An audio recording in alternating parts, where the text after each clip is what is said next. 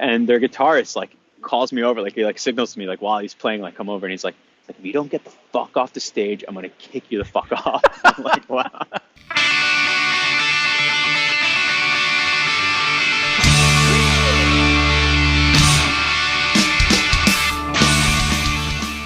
Welcome, everyone, to This Was The Scene, the podcast that takes a look back at the late 90s, early 2000 punk scene.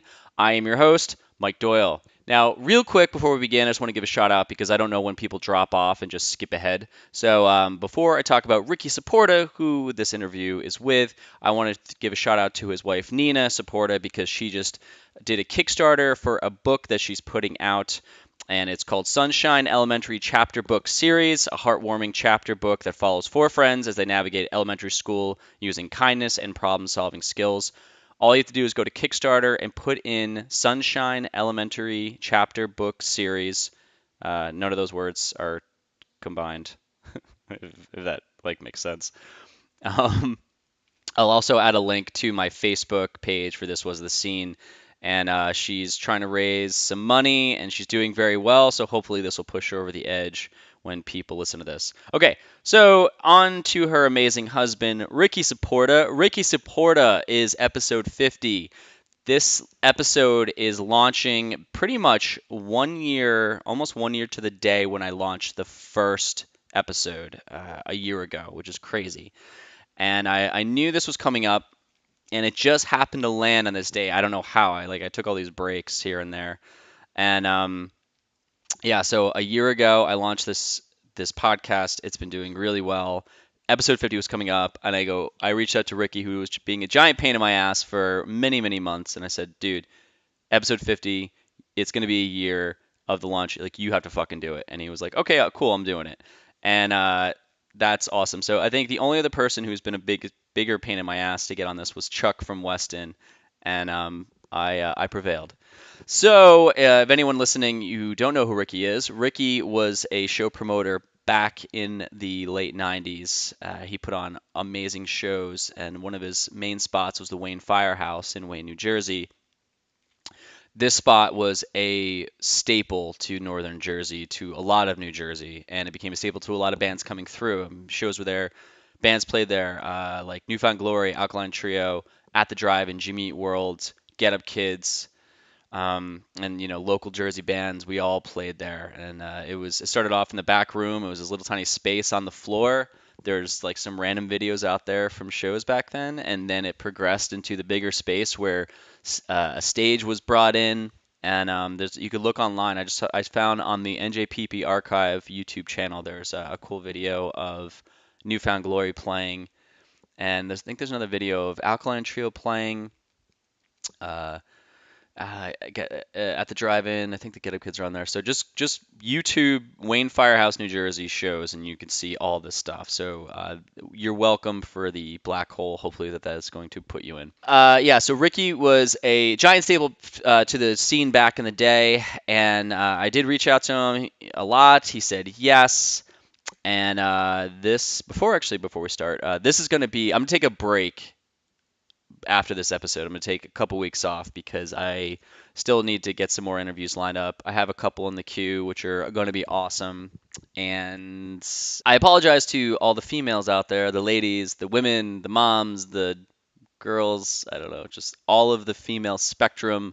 I apologize that I haven't had anyone on the show besides Melissa, who was one of the Bergenfield girls, talking about putting on shows in Jersey. So if you have suggestions for bands, please let me know. And if you have connections to bands that were fronted by females or full female bands, please let me know, because I am totally down to talk to them as long as they fall in the spectrum of the late 90s into 2000. Okay, awesome. Thank you. So I got Ricky on the phone, and this is what we talked about. The unreleased song I wrote to entice him to be on the podcast, how he connected with his punk rocker wife, Nina, how I finally got him on the show, New York City being scary as hell back in the day, Plan A project, when did he start taking photos at shows, OL Rebellion, how he'd get band logos for flyers, At the Drive-In, the Piebald story, Andrew Ellis, Benny Horowitz, and a ton more. Real quick before we begin, this week's episode is sponsored by my brand new book, How to Get Divorced, a guide for people currently going through some shit. This is an illustrated, really quick read book that I just put together and put out. I have a comic called Daily Bread. If you want to check it out, go to Your Daily Bread on Instagram.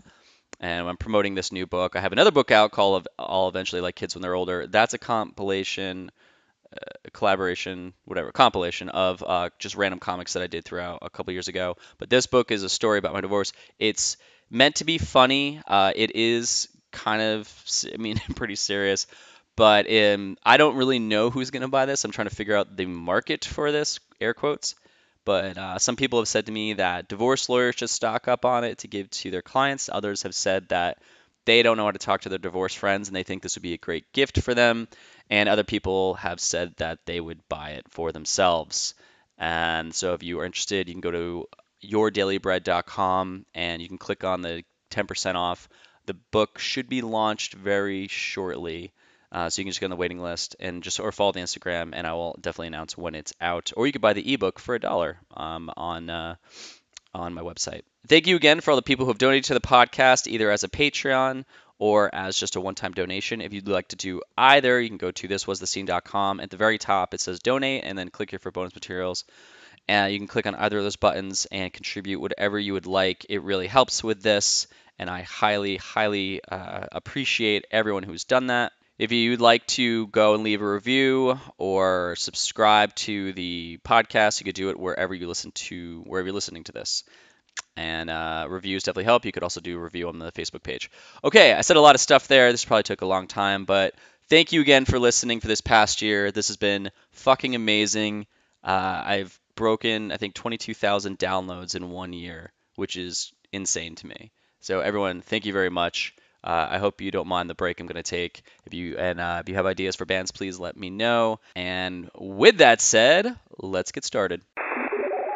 I'm on a fucking beanbag with my feet up right in front of the Homedale Public Library. Oh, it's one of those spots where it's like hip and cool, and you've got craft coffee, and there's a beer on tap somewhere in the building. So I wish. Awesome. No, it's not. It's not. It's just a beanbag. Aren't you like? That's about as cool as they get. Everything else sucks. Just one beanbag. Yeah. They don't want you just like sit around and like do nothing. Yeah. No, honestly, actually, this place is awesome. It's like my favorite place in Jersey that I've ever worked. Oh, nice. So it's actually really rad. But yeah, I saw you did some speech or something. Nina posted. She was like, "Oh, look at my husband in his glory," and I'm like, "What's he up to?" It's like some science thing, or I don't know. Yeah, I think that might have been Asbury Agile. That was a little while ago. Yeah, I do a bit here and there of like.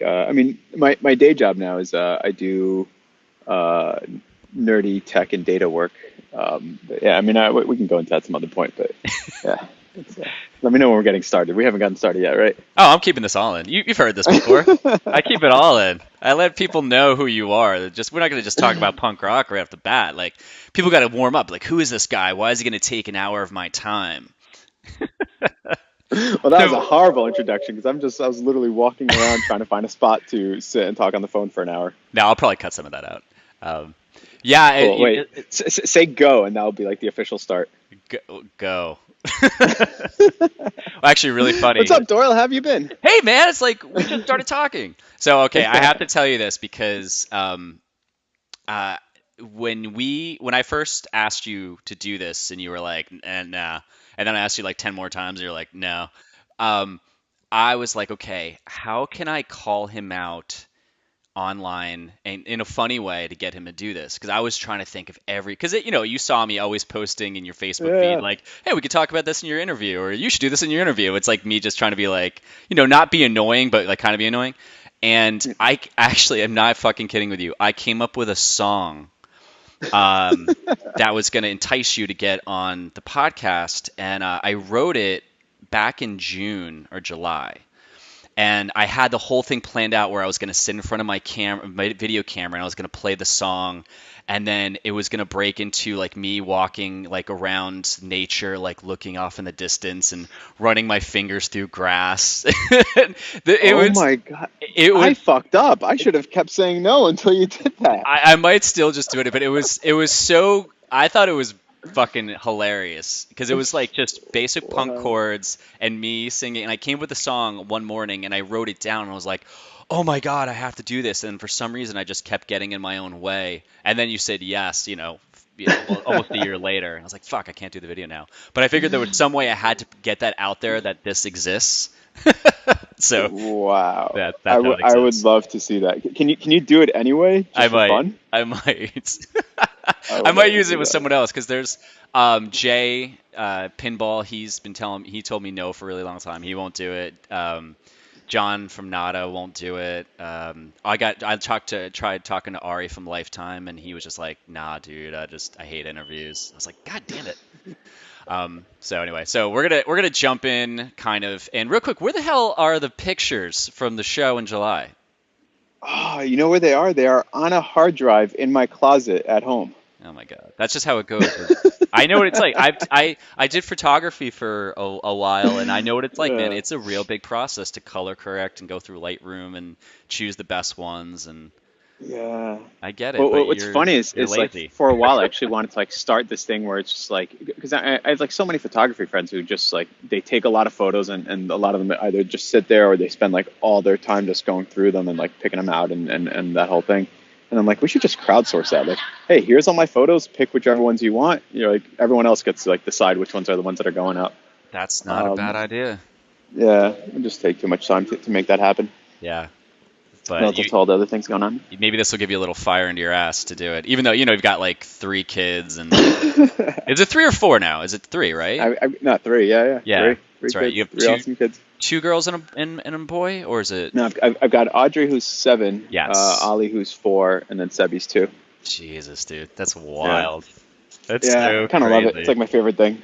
Yeah, so anyone listening, Ricky was a huge part of the scene in New Jersey because this podcast jumps all over the place where it goes out of Jersey and back in, and the episodes leading up to this, or a lot of them are back in Jersey, and Ricky was huge in putting on a lot of shows, and he did a lot of photography too. But cool story is he actually married someone from the scene way after the fact. Did you guys were you guys friends back then?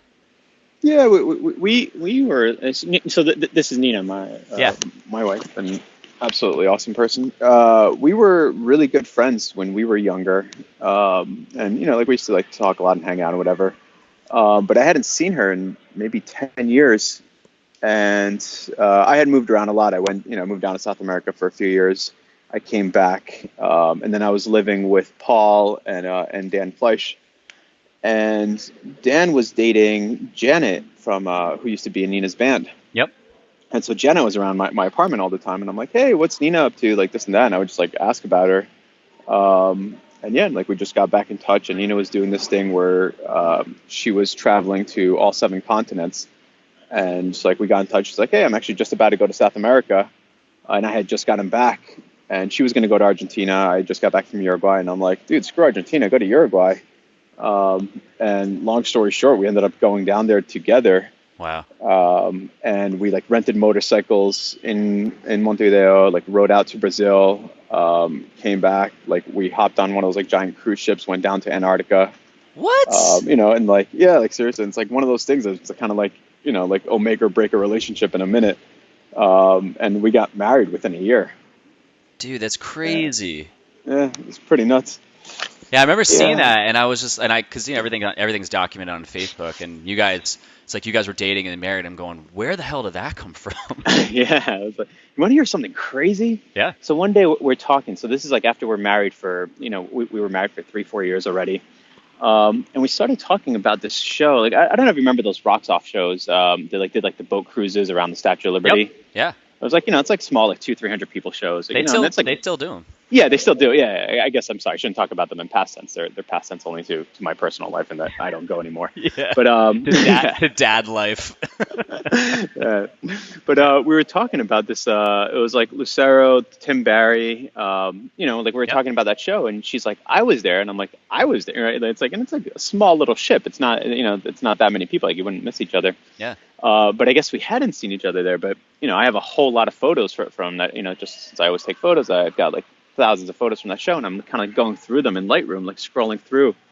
and it's nuts. Like I was dating somebody at the time, like no one's serious, but like there's this photo of I took a photo of my girlfriend at that time, and she's out of focus, and Nina is in the background in focus in that photo, Wow. and like hadn't even noticed it, and like that just like yeah, I was like I love stuff like that. I think there's always just like, I'm kind of a person who, gets like deep about shit, but I think yeah, that's cool, man. I think sometimes the universe being like, this is where you should have been focusing, but it worked out for right. you.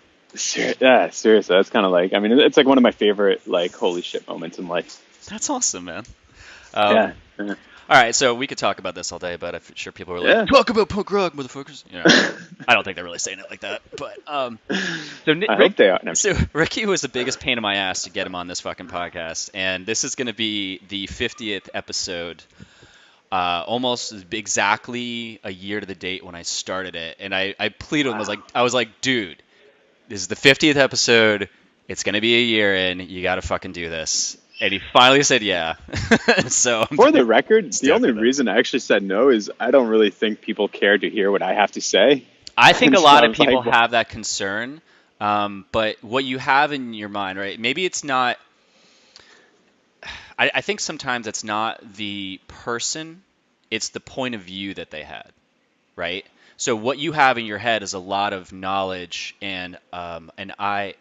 what's the word? Like I said, a viewpoint from what you saw at that time. So you're explaining to people a time period where the majority of people listening to this are full nostalgic, and it brings them back there, but they get to see from your eyes. And they also and I think it's that aspect, and the people who are not from Jersey, who don't know who you are, they're going to get that aspect.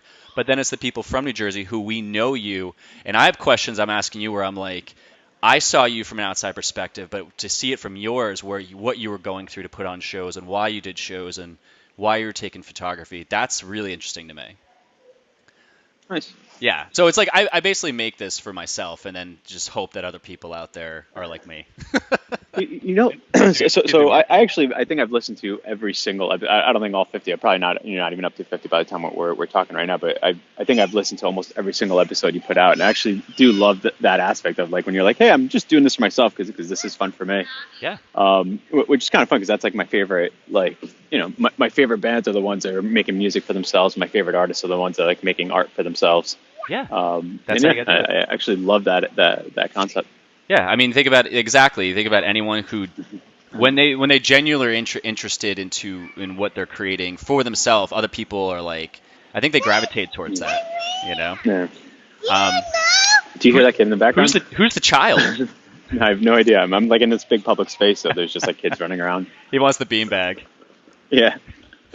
All right. So Ricky, like I said, he was big. Did a lot of big shows in Jersey, all in a firehouse or Legion halls. And Yeah. you never did clubs like Keith Miller, right? You never expanded to that.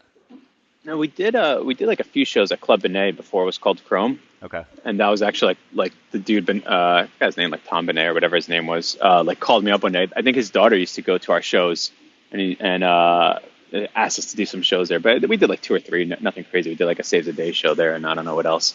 But yeah, but mostly it was all Legion halls, fire halls, VFWs. I would literally like go through the phone book. Like, I remember, do you remember phone books? I mean that's not even like a thing people use anymore. But like, No. I would go to like my library, take all the phone books, like Xerox, the VFW, American Legion, Knights of Columbus, like anywhere that would like have a hall, and I would literally call up every single one, and like, and I was like very upfront with them, being like, hey, we want to have a punk show in your venue. Do you like in your hall? Can we rent it for that? The majority of them would say no. But every now and again, I would find one that would say yes, and like we would just like do them there. I think like the Wayne Firehouse is like one of the better known ones. But Well, like I we do did want to them talk about that. all over Jersey. Okay, so we're gonna get into that. Yeah. But we're gonna hold on for a second because Holding on. you know the format.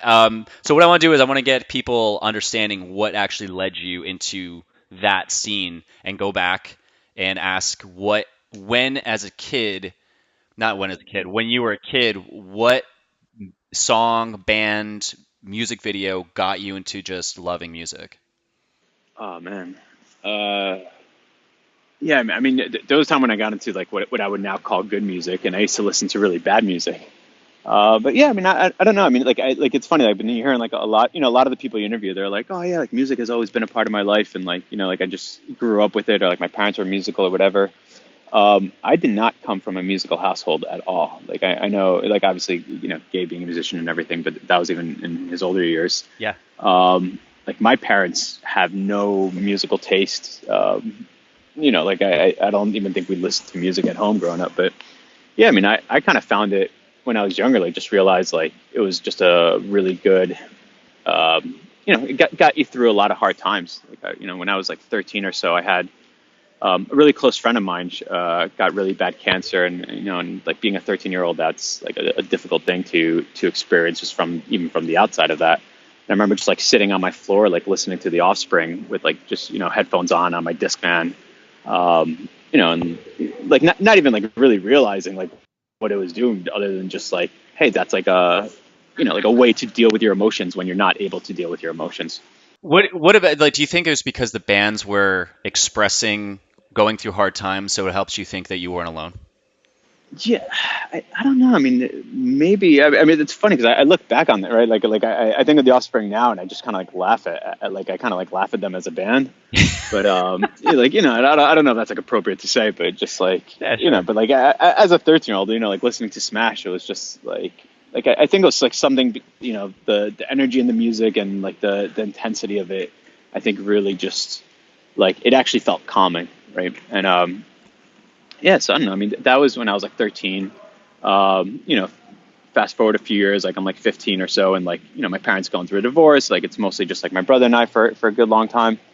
And I got into like Marilyn Manson, and like it was just like a lot of like Metallica, Marilyn Manson, like things like that.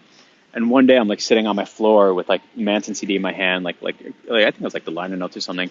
My brother comes by, like smashes it out of my hand, and like hands me these three CDs, right? And he gave me, it was like Gorilla Biscuits Start Today, Screeching Weasel Boogada, and Minor Threat's complete discography.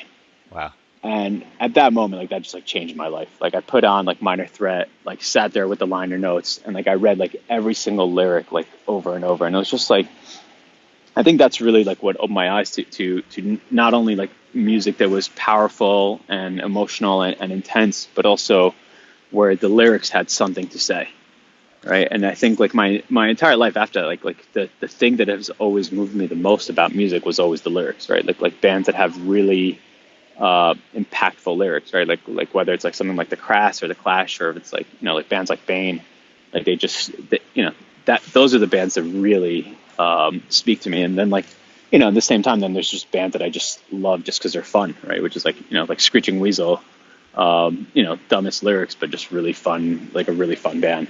How did you go about finding, like, once Gabe gave you those? Anyone listening, Gabe, he was in Midtown and then Cobra Starship, and now he's not doing anything, right?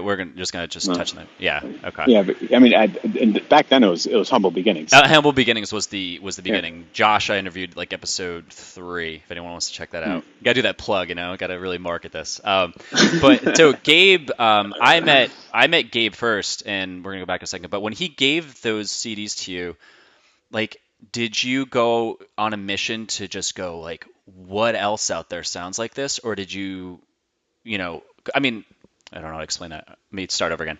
Did you listen to the CDs and go, I need to get more of this around me?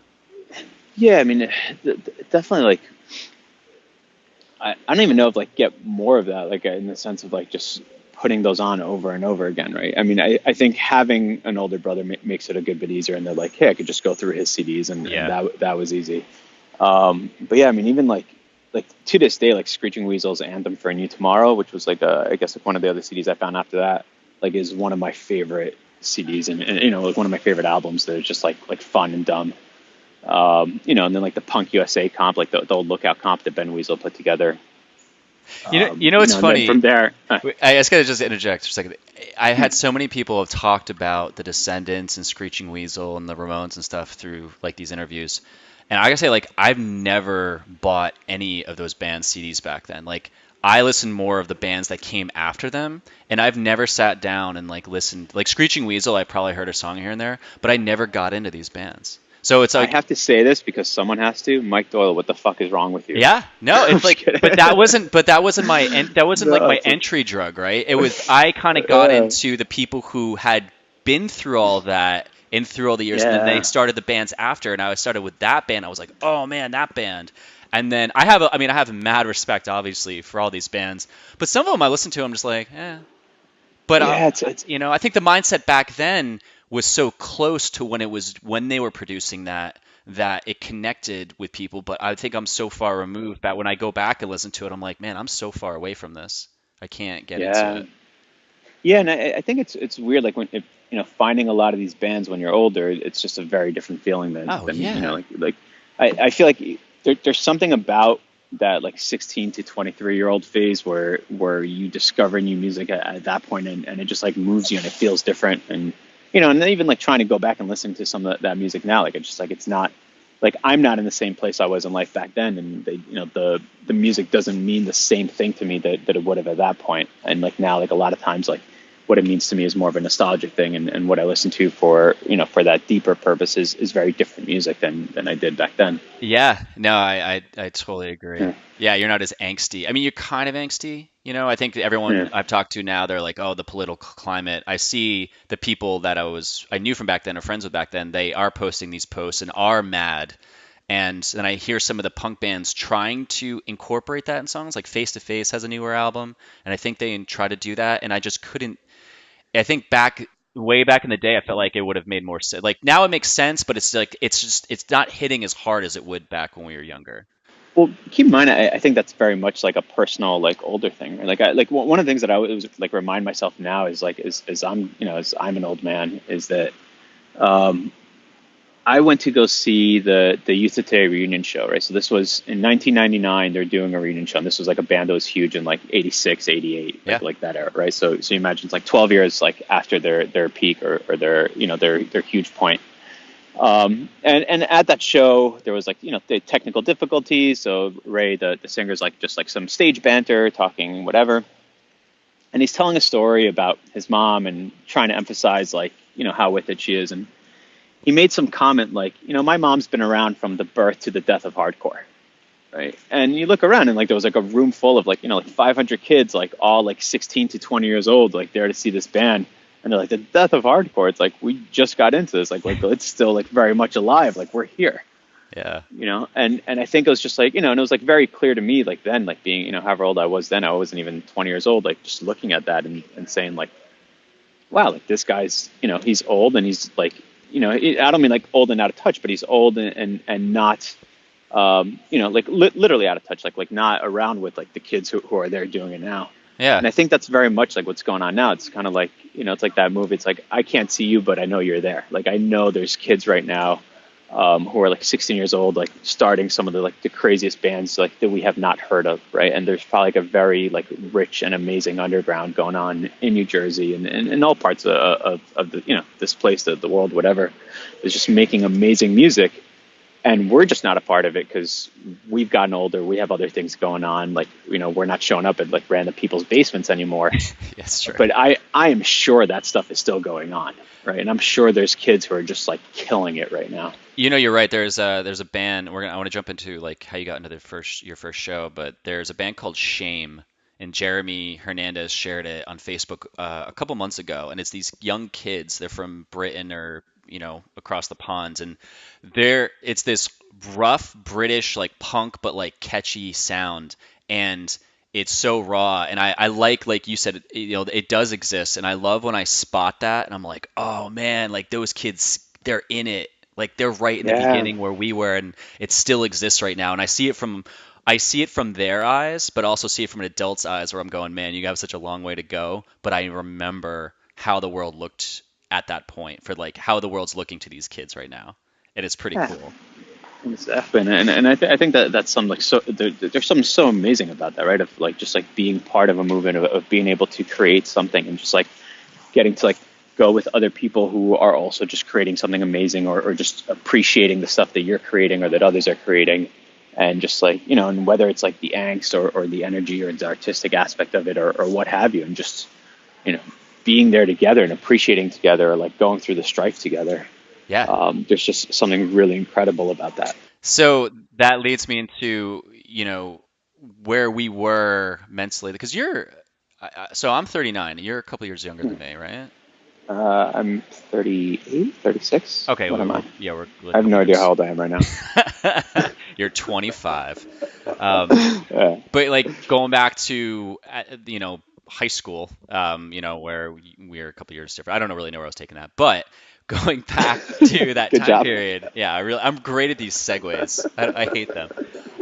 What got Yeah. you to your first show? You're there. Gabe comes in, slaps Marilyn Manson out of your hands, and he's like, "You must listen to this," and you're like, "Holy shit!" And what connected the dots between that moment and then you showing up at a Legion Hall to see your first local show? Yeah. Well, yeah. I mean, funny enough, it actually didn't start in the Legion halls for me. It started like in the city, right? So we were close to New York, and we'd go in there a lot. And actually, funny enough, the episode of yours that I was most recently listening to was Jay Jerkoff's, like Jay Blanda. Okay. And like I would go into the city. It was like him, like with him, that guy Sammy that he referenced, which is funny because I totally forgot about him. He was also like a few years older than me. But yeah, just like hitching a ride into New York to go. We would go to Coney Island High and I think even like Tramps and the Wetlands, of course. I got my ass beat at the Wetlands once. That sucked. Wait, well, tell this story. I don't. It was like a war zone. God, I don't remember who else played. It was like Warzone, maybe Madball. Fuck, I Oh, can't even remember. wow. But Yeah. like I started dancing, bumped into the wrong person. It sucked. But A yeah, lot of unity going on at that show.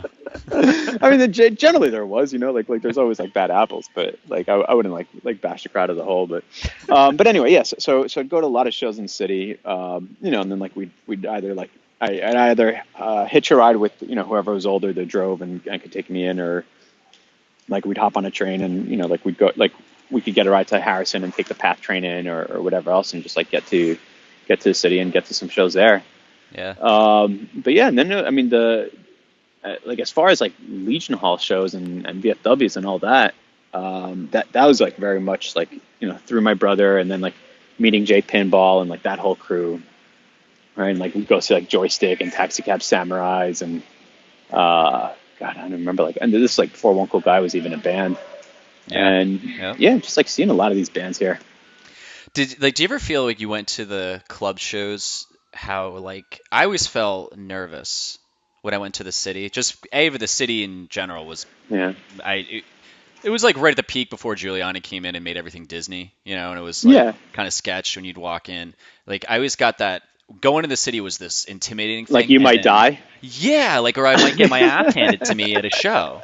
Like that was Yeah. the surrounding feeling. So the local shows, I was kind of like, oh, I can drive there and drive home within 20 to 30 minutes, and I don't have to deal with the bridge and the tunnels. And this is at a Legion Hall. This seems a lot more lighter to me. Yeah, it's funny. I remember once went to um, oh my God, why is it? Oh, the Continental, right? I'm like, Yep. what the hell? The place around from Coney Island. Yeah, so we went to the Continental and it was like Furious George, Blank 77, and this band Dick Army. And I just remember like I think it was like Mike Blank from the Blank 77, like drunk as fuck, got up on stage and was like fucking with the guy from Dick Army. And I don't even like I just remember being like, wow, something bad's gonna happen here. And like I said something like that and like Jay Jerkoff and Gabe and I think like Josh might have been there. Just started making fun of me for like being like, dude, like this is like, some bad shit's happening. Like we should get out of here. Right? And Yeah. they just like started like laughing at me, like really, like it's fine. But yeah, Yeah. and funny enough, it actually was fine. It was no big deal. It's just like me being 15 and being like, what the fuck is going on? Yeah, but I'll see that shit nowadays. If it's something's in front of me where the moment seems a little awkward, I'm kind of like, are things about to go down right now? Like, Yeah. I'm kind of Well, dude, uncomfortable with this. do you remember that band Plan A Project? Yeah. I have so much fucking respect for that band, but those guys, like, they were the ones who taught me, like, hey, if you see something going down, just step in and like de-escalate it, right? And Interesting. I have so much respect. Like, I can't tell you the number of times, like, I can't remember his those guys' names, but I remember like just seeing him like there was like some fight like starting to brawl, and he would just like step in the middle and be like, hey guys, like tone it down, we're here for a good time, like there's no reason to like be fighting at a show. And I saw him do that so many times, and like that's something that I learned from him, right? Which is like, Yeah, Yeah, just actually, it's that brought up a story that I remember, but real quick, like I remember seeing bands and they'd have the mic, but then they would say that, and I'm thinking I would just believe that they could personally go in the crowd and just fuck anyone up, where yeah. maybe the whole time they were on stage just going, shit, I could get my ass kicked right now, but I think maybe they didn't think that. Do you remember this kind of led to this is like jumping ahead a little bit. Do you remember that Alkaline Trio show that you and I were at where we saw each other in my God. Allendale. No, this is in the city. Oh It no, I was mean, I don't know, like I kind of remember this, but I remember you and I caught each other in the crowd and we were like, hey man, we were singing along to like Alkaline Trio, and there was a fight ready to break out, and then Matt Skiba was just like, hey, he's like, what the fuck, and he's like yelling into the crowd, and then Dan kind of like gave that like, I don't know why I can remember this, and I'm sure you're probably like, what the fuck are you talking about? But it kind of goes along with, when I saw him, Matt Skiba just took control in the middle of a song. He's like, hey, motherfucker, what the fuck do you think you're doing? And the whole place like stopped. And it's reminded me that you saying that reminded me of these bands who just kind of took charge and said, yo, let's cool it down, or I'm going to jump in there and fuck shit up. yeah, I mean, the whole idea of like fighting at shows is just like, It's like I don't know. To me, stupid. that's always been such a dumb thing. Like I think it's something where it's like I don't know. It's like you kind of read a little bit like Henry Rollins on the road or whatever, or not on the road, but in the van. Sorry, on Yeah. the road.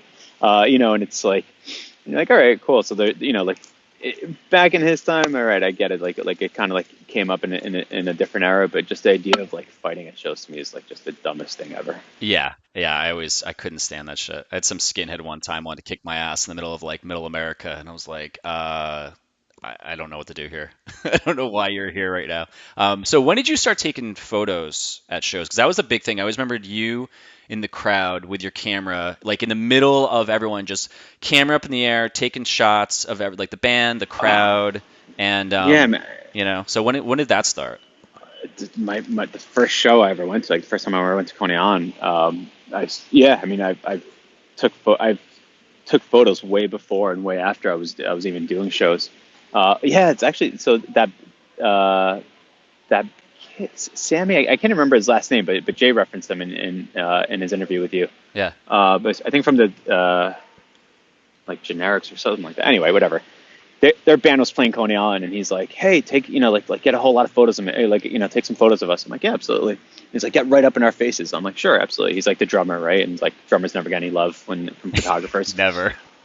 And so, I'm 14, 15 years old, and they're playing, and I'm just like walking around on the stage at Coney Island, like just like literally like, walking up to each member, just like snapping photos of their faces, like, like just like right up in there.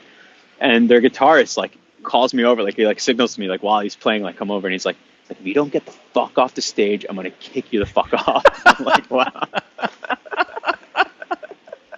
And he's like said that while playing, and I was like, awesome.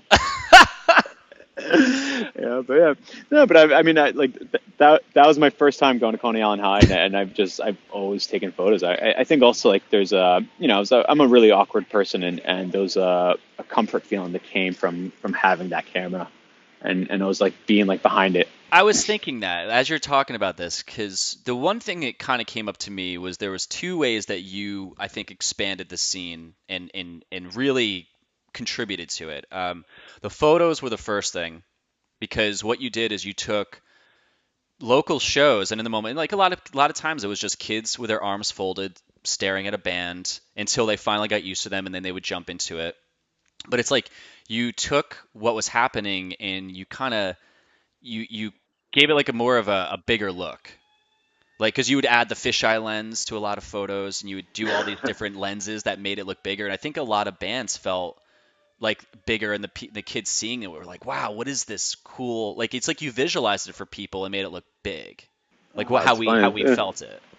Yeah, I never thought of it that way, but thanks for saying. Yeah, Yeah, I mean, it was just kind of like the thing for me with taking photos is that it was like very much an extension of the experience itself, right? It wasn't like uh, I never ever wanted to be like the person off to the side like taking photos. Like I remember this one time at an Avail show. I'm there like before like Avail's going to go on, and I have like my camera in one hand, my flash in the other, right? And this guy's like standing next to me, and I'm young at the time, and like Avail were my favorite band at the time, and he's like, "Yo." I don't know if you know what's about to happen, but a veil's about to go on. You don't want to be here with your camera, right? As in, like, all hell's going to break loose, which is totally true. And it did. And I'm like, no, I know it's about to happen. And that's exactly where I want to be with my camera. Right. Nice. And that was kind of like, that was always my feeling of like, I want the photos to be very much an extension of like, this is what's happening. Like, this is what's going on. And this is the feeling that you have going on. Yeah, I think I came across. Thanks. Yeah. There was one photo you took where we were playing at it was some place in like Basking Ridge, and there was like this stage. Remember the show Yeah. the popcorn was thrown? This isn't the same show, but that Oh no, plays. no, the popcorn was the Maplewood church because that was actually Rachel Paranoia's church, and like Okay. that was actually like a big. I remember that because that was like a big thing. But I think it was No, that same place. like Wait, you no, go. you're talking about like Bernardsville or something like that. Yeah, yeah, yeah. Like remember Dynamite Boy played that show? Yeah. Yes. Yeah, yeah, yeah. And we were playing a show there, and because there was a stage, and sometimes you play in the stage, and sometimes you play in front of the stage on the ground. Yeah. Yeah. And it was either that place or the place with the popcorn incident, which was in the joystick interview. And Yeah. but there's this photo you took where it's me and Sean, and I'm like hunched down strumming, and Sean's just looking up as Sean hits the cymbals. He's looking up in the air, and you took it with a fisheye lens, and it was one of my most favorite photos ever. And That's to this awesome. day, I'm so bummed I can't find it because when you would do the photos, like you gave them to people in physical Yeah. format. Yeah, I didn't like I took film photos like well into like like for as long as I possibly could. I mean, even back then I don't even think like there were digital cameras, but people weren't really using them back then.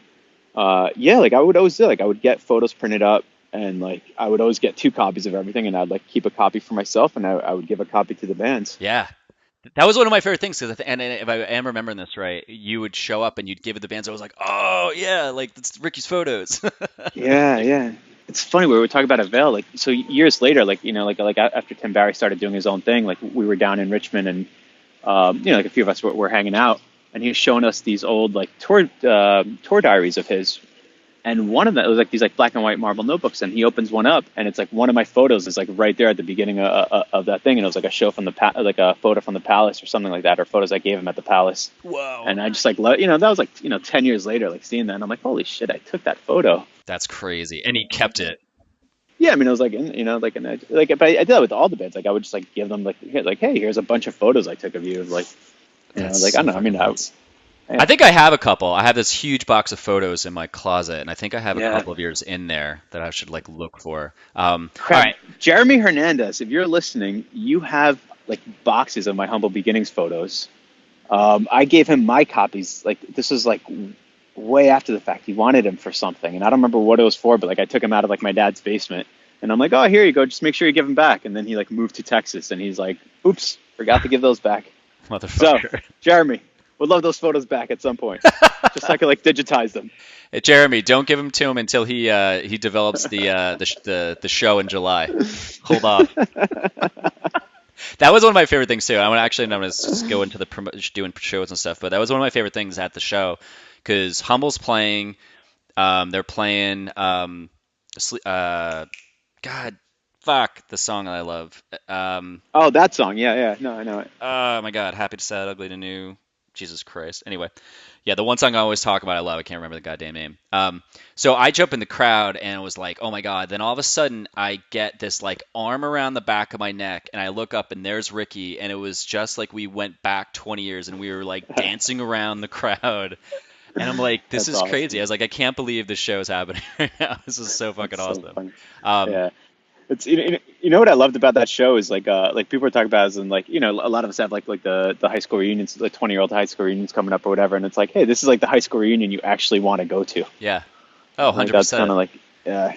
Yeah, no, Jeremy's trying to get another show to happen next July. I was like, it's not gonna have the same thing, man. It's like you don't like you Yeah. said, you don't go to a reunion and the next year like, let's create that same energy. Everyone's like, no, it's not gonna Yeah. happen. I mean, What? even like Jawbreaker was having some, like they did like that those first shows, and then like the second shows are like, and then like the third shows they like canceled them. Yeah, because Yeah, everyone wants the one hit and they don't want to keep repeating because they want to go. Well, I got to see that, and once that happens, it just waters it down. Like it totally yeah. fucking waters it down. Well, it's also, I mean, I think it's just like we're humans. We have to move on. And I think, Yeah. it's fun to reminisce and everything, but I think like trying to live in those moments is different than like, like reminiscing for a minute. Yeah, 100%. And Faith 98's the song, by the way, anyone listening. There we go. So what? How did it? So how did you actually get into putting on shows? Um, Crap, how did I get? Oh, do you remember that band OL Rebellion? Oh yeah. Yeah. So, here. So actually, let me take it back a step. So, funny enough, I actually, so I never played much music. I wanted to, like, I got myself a drum set at some point, and I wanted to play drums, and like, I was always very much a night owl, and so was my brother, right? But it's like you come home late at night, and it's like, um, like you couldn't really like sit and play drums. But Yeah. so I just like would hang out. So like I'd hang out on my computer and like I'd be like learning like programming and whatever else. And I was like, oh cool, I'm gonna like make some websites, like learn how to do websites. And I made a website for that band OL Rebellion, which is like it's like Noah Jashinsky, Dave Jacobs, who's like still very much very much in music. Yep. Oren Bernheim, who's like some genius doctor somewhere, I think right now. But yeah, and like I was like making a website for their band, and like like I'd be as like back then there were like webmasters where you'd be the one updating the website. Yeah. Like, oh cool, I'll update every time they get a show. Like I'll update this, and like I like set up some like fancy things so I could do it easier. And this was like before like WordPress and all that. And funny enough, there was like never any shows to update. Like they weren't playing out much, and I'm like, fuck, let me help you guys out. And so just literally like rented a hall, like we're like and just like called up as like our friends and Bigwig, right? It was like I think I was like just like being friendly with them back then. So it was like Taxi Cab Samurais, like One Cool Guy, Joystick, like OL Rebellion, Bigwig, Humble Beginnings, and I don't know. I mean, I think there was like 7 bands on that show, right? And I remember like I was like in my school library, and I just like took some old like some Punky Brewster magazine or something, and just like made flyers on their Xerox machine at school. And like like that was kind of like the start of it. And it was just like Was that so? Hold on, was that something that when you did that at the Xerox, was that something that you had heard other people doing, or you were in the moment and said, "Shit, I need flyers. Let me just where your brain just starts kind of figuring it out for you." No, I mean the flyers itself was yeah. I mean like that like I just like grew up seeing that, right? Like it's just like I mean like I think for us it's like if you're in a band and you're playing, you make flyers for your show, and you like and you pass flyers out, right? Like that's just like I don't know. It's weird. Like it was almost to the point where when I started working more and more with bands, like if like they didn't hand out flyers, like if they weren't there like trying to like promote their own show, I was like, what the fuck? Like what are you doing?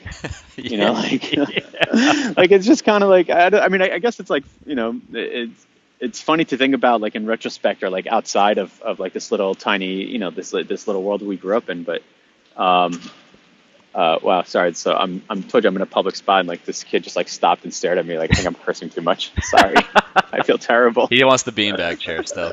Oh yeah, Get off the chair, old man. yeah.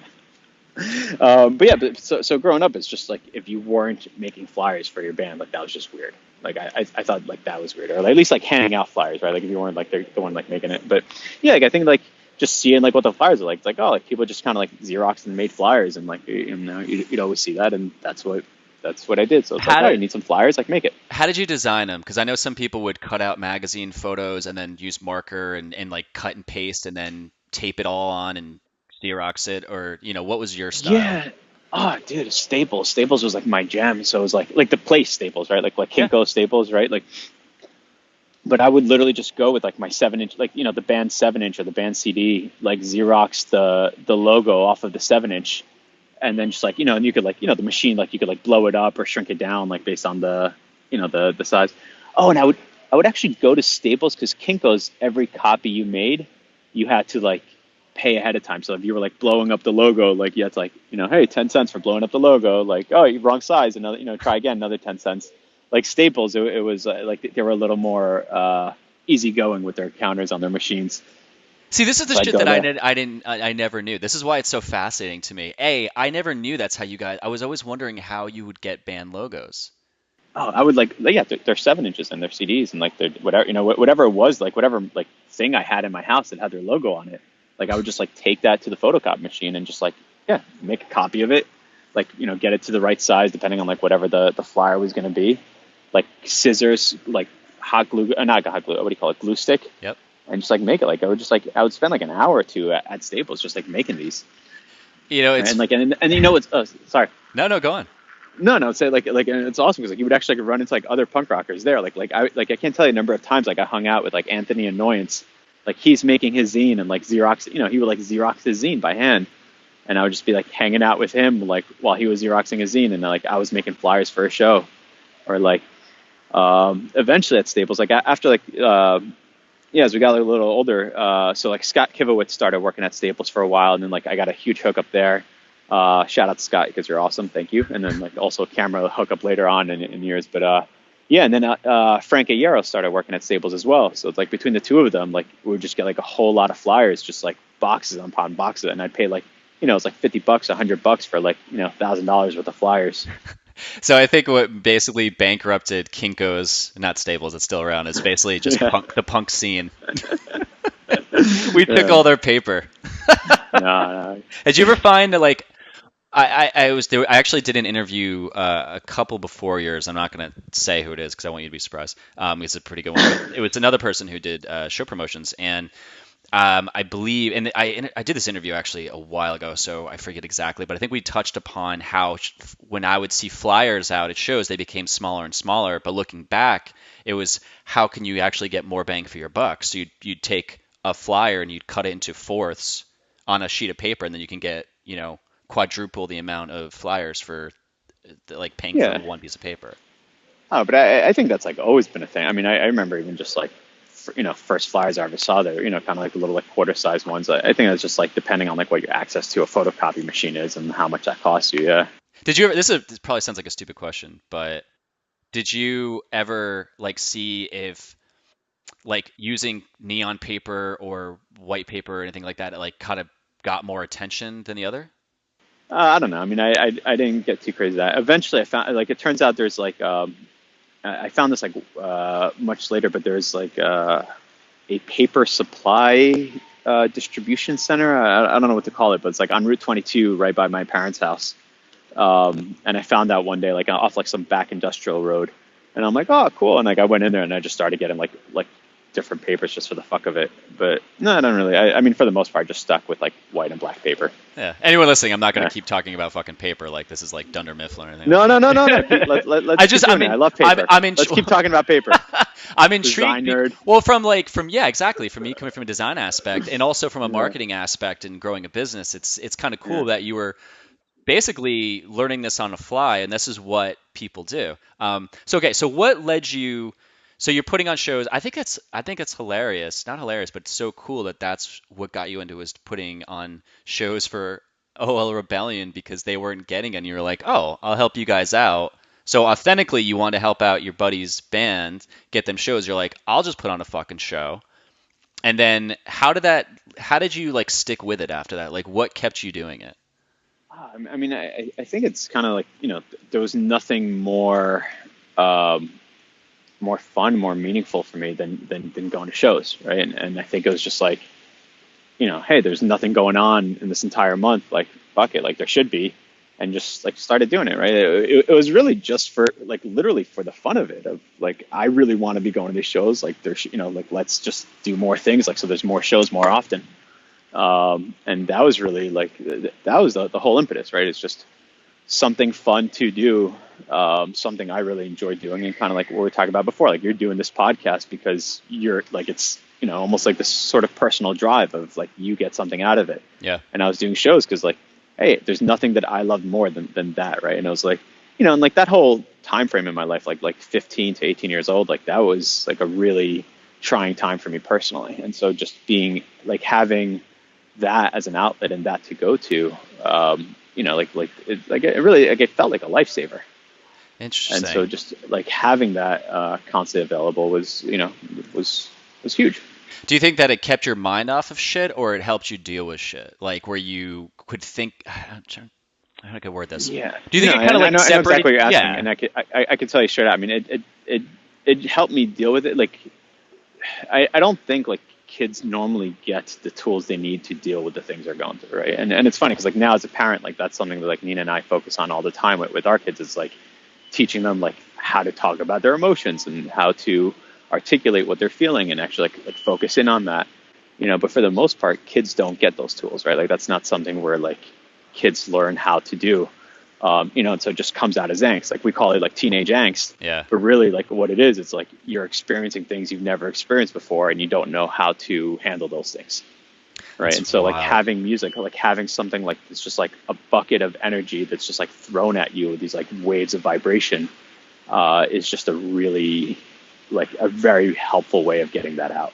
Yeah, because you got to think about it, that time period where you're going through all this stuff. Like we all, everyone in this teenage, like you're saying, like we all go through all this stuff of just things are brand new to us, and it's either super happy or super negative, and you're just like, what the fuck? So when music comes in, it's pure vibration, it's sound, and you're going, okay, this sounds cool, and you're reading the lyrics, and you're like connecting to that in some different way. Where you're like, man, this seems like Yeah. aggressive, and so you are shooting in every direction, and so it's like, how do you encapsulate that at one spot? It's like, oh, come to one of my shows, like Yeah. be in Yeah. this room where you can talk to other people about this stuff, in kind of connect with them. I think that might have been what was being created that we didn't realize from a kid perspective. It was just, this is a cool place to go, but what we didn't realize is that it was going to a place where people were going through this stuff. You were connecting on music, you were connecting through all this bullshit you were going through, and you got to like Yeah. express it in this like little box for like 4 hours. It's kind of like it's just people are just like, man, just like let's listen to music. But I think just from the way I like to just really dissect it and say like, what was like the bigger picture going on. Um, Yeah. anyway, yeah. So come Yeah, back. and I'll then you break like back meet down. some, yeah, and then you just like meet some like amazing people, like all like my closest friends right now, like I met at that at that point in life. Like even dude, so I was talking about Oil Rebellion. So they played some like end of high school like house party, right, which is like from their high school, and like I went there, and it was like they played and Humble Beginnings played, right, and it was like someone's backyard, right, and it was just like the two of them, but like everyone there was like very preppy, like not punk rock kids at all. Yeah. But there was like this one kid who was like there with like some like one of those like beaded necklaces and like a little bag with like a Humble Beginnings patch on it. And this was back when like Humble Beginnings was extremely small. And I'm like, cool. Like I think I've they played maybe 5 shows and I'd probably been to every one of them. And I'm like, who the hell is this kid? And we started talking, and that was Ryan Duffy, who's now like my dearest and oldest friend.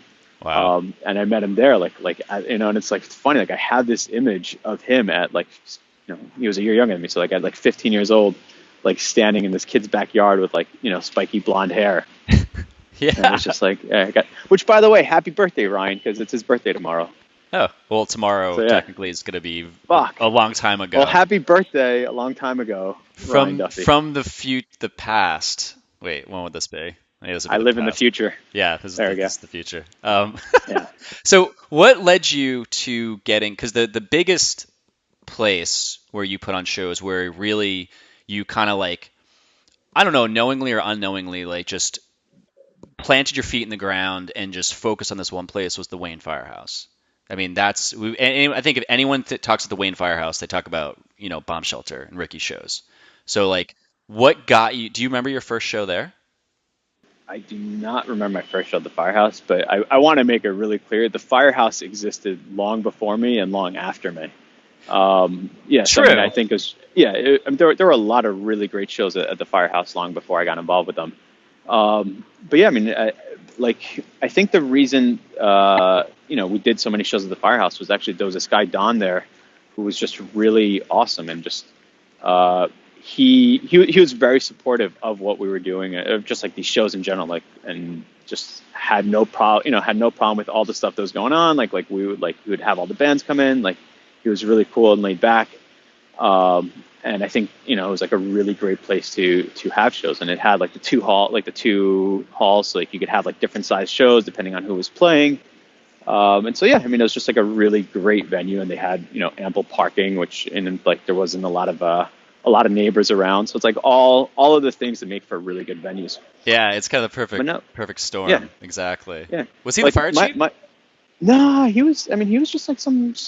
I mean, he was on the fire department, but he was just Okay. some volunteer guy. And what's funny is like, so for the long, I'm kind of like jumping ahead a little bit, but That's fine. for like about 2 years that we were doing shows there, like he was there and like before us, whatever. And then like as the show started getting bigger, I don't know if they replaced them or he just like left and someone else took over, but they would always charge us like $500. Like it doesn't matter like how long the show was, how many people were there. It was like $500. And then when he left, like it all of a sudden jumped to it was like $1,200 to rent the place, and then it was like $1,200, and you have to like pay to have someone there. So it was like $25 an hour for a firefighter, and then they're like, if you have more than 500 people, you need two cops here as well, and like and all of a sudden it went from being like $500 to rent the firehouse to like we ended up spending like $2,000, and it was just crazy. And that's like when we started like charging more at the door as well because it just kind of got crazy. We're like, okay, cool, we can't charge $5 at the door or $8 at the door anymore. It's just kind of it's bananas, but. Yeah. Then you're like, Yeah. okay, let's get Jimmy Eat World to show up here now and at the drive-in. It's gonna be worth Dude, it. Jimmy Eat World was the last show we ever did. Was it It was really? the last show I ever did. Yeah. Well, no, actually, technically it was Hot Water Music and Alkaline Trio, but Jimmy Eat World was when I called it quits. Okay, let's go back. Let's not get there yet. Okay, so tell me the process of what it was like to actually put on a show. So, like you're okay. Let's say today was you had a show today, and you're like, all right, I want to do like how far in advance would you plan shows, and then what was the process to getting them done? Yeah. So I mean, I guess it depends on when we're talking about, right? Like at the The very beginning. beginning, Let's go to the very beginning. it was yeah. So the beginning was all just shits and giggles, right? It was like, it was mostly just let's have like let's make sure there's a show going on so that we can go to something, right? So it's really just um, kind of like looking at what flyers there are and seeing like, all right, this weekend there's nothing going on that weekend. Like let's make something happen, Oh, and wow. that's really like that was like the motivation. How fast And is so you would just be like on a Monday or a Wednesday, go, oh, nothing's no, going on no, today, no, no, let's no. do I it. mean, it would be like, yeah, I mean, it'd be like a month in advance, but Okay. usually like a month, maybe 2 months in advance, right? And so it was just like, like picking a day. And I mean, at first it was just like, I wasn't doing a ton of shows at first, right? Like I would do like a show here, a show there.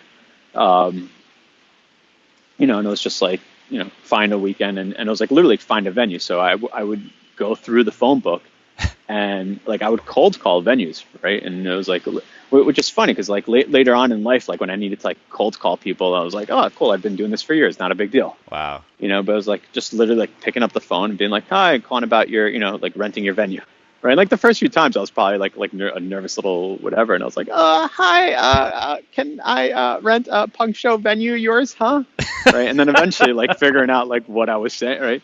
I'd be like, hey, do you have a hall for rent? Yeah, great. How, and I'd ask like, how big is it? Like, all right, so we want to have some bands, right? And I wouldn't be like, hey, we want to have a punk show there. I was like, hey, we want to have some rock bands come and play here. Like we would like probably have about like 200 kids show up. Is that all right?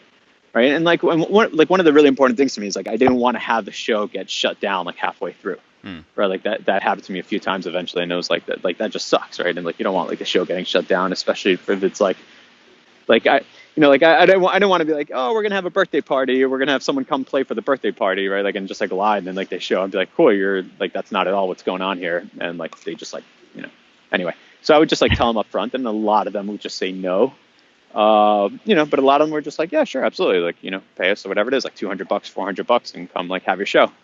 Did you have like And did your parents have like kind of a business background? Like did you no, follow not at their all. lead? Really? No, Because it no, seems like no. between you and Gabe, like you guys had a little bit of savvy going on with like business stuff.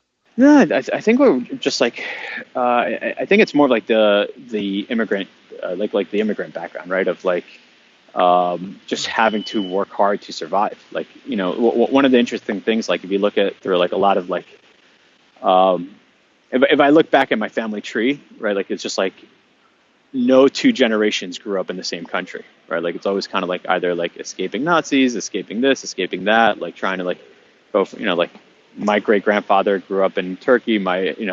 His children grew up in Yugoslavia. His children grew up in Uruguay. Like we grew up in New York and New Jersey. Wow. So it's kind of like Show up and make yeah. something happen. Yeah, exactly. So I think it's that. Like my dad used to sell. Like when we first moved here, my dad would like sell like keychains on the street and like scarves to like So it's like I mean, in that sense, like It's true like, DIY. yeah. So it's just like I think it's more of like survival and do what you need to do and like figure it out, right? So Yeah. I think it's like a lot of that. It's many years later, like one of my bosses and mentor like described me as industrious. And I'm like, that's cool. I never would have even, like before he said like that word didn't even mean anything to me. Yeah. But I think it's just like figuring out yeah, it's like figuring out what needs to get done and doing it, right? Well, And it's like a lot of, I don't think it's just like my brother. Like a lot of people, like one of my other closest friends that I met through music, like Paul Jaffrey, like he was like that guy in his band who was like always getting shit done, right? Like, and he would just like, same exact attitude. He's like, all right, what needs to happen? Let's get it done, Paul, right? And he was the drummer for Shady View Terrace. JV Terrace. Yep. Yeah, yeah. He's like my dearest bestest friend right now, and he's just like, yeah, but it's the same sort of thing, you know. And it's like if you watch that Queen movie, it was out recently, right? And it's like same thing. It's like you see Freddie Mercury, and he's just like, at least how they depict him in the movie, it's just like, hey, just figuring out what needs to get done and like make it happen, Yeah, I think a lot of people right? are And it's afraid like, to. I think I get it because I work for myself and just try to still do like that shit to this day. But I think some people, I'm not gonna get into like a whole thing on this, but I think some people are so enthralled by like either it's very it's different for them because they're like, wait, you just make shit happen for yourself instead of just like having have it happen, not happen for you. But so I think some people are just like, yeah, you have to find a job and then they kind of make it happen and I just do my part. But other people are like, I got to do the whole thing. So yeah, there's a separation there. You can't just say like some people just don't have that baked into them or they just don't yeah. choose to do it. So when you were putting on shows, like what was the process? Like did you go and just like ask bands at shows? Like would you go to other shows and then see bands playing and then kind of Yeah, view the crowd exactly. and say, oh, these guys have like a following, or you're like, I just like this No, fucking fuck no. band. Yeah, fuck no. No, I didn't give a shit about what following people had. Nice. It was just purely like, you know, it was like, do I like them, right? Like if I like them musically, like then yeah, like let's do something. But then also like if honestly, it was like, are they hardworking, right? Mm. And that's actually like we mentioned like Shady View Terrace, like I actually like got more involved with that band just because of how hardworking Paul was, right? And it's just like like bands that really like bust their ass and like are trying to make shit happen, like, and I don't mean like make shit happen as far as like be big and get on TV. I mean like flying for their shows, like bringing their gear, like hopping in a van, like that kind of stuff, right? As in like Yeah. yeah. Take some of the load off So you, like be like, hey, we're all part of this show. Let's let everyone put in their like yeah, legwork. exactly. Yeah. How you doing? How But you yeah, doing on so time, by the way? It's like oh, been I've got plenty of it. It's been an okay. hour already. Yeah. Holy crap! I thought it was like 20 minutes. Yeah, you were like, We haven't even started talking about I anything. don't know what I'm gonna say. I'm like, trust me, dude, you'll be surprised. I fucking told you. I'm gonna get you an editor for your birthday so that we can like cut this down to like a Fuck good like that, half hour. man. No way. That's what podcast No one is wants to for. listen to me ramble for hours. You'd be surprised. But yeah, we're Dude, talking you'd be about like surprised. putting on the shows, right? So it was like, but yeah, essentially it's like you'd find a venue, right? So it's like you'd find a venue, you'd reach out to bands, right? And like eventually like you just like had like I had this like like just list of everyone's phone numbers, right? Like it's like, oh, like who to talk to in the band about that. And a lot of times like people would just put that on their demo tape, right? So it's like if you had to be like, oh, if you want to book them, so it's like I would call it like Good Riddance. Like I called them up, like I think like in that sense of like they had their number on their album, or I called 411 or something. Wow. But yeah, it's like Can you just give me like the number for Good Riddance? yeah.